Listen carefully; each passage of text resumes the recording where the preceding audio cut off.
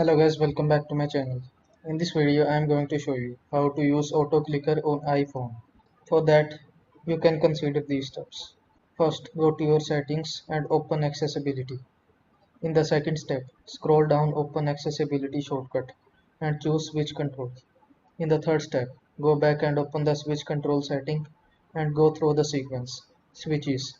Then go to add new switch, then go to screen, then go to full screen, then go to select item. In the fourth step, go back to switch control again and click recipes, then go to create new recipes. In the fifth step, now name the recipe auto clicker and follow the sequence by clicking assign a switch, then go to full screen, then go to custom gesture. In the sixth step, now make a custom gesture by tapping multiple times on the screen and click on the save.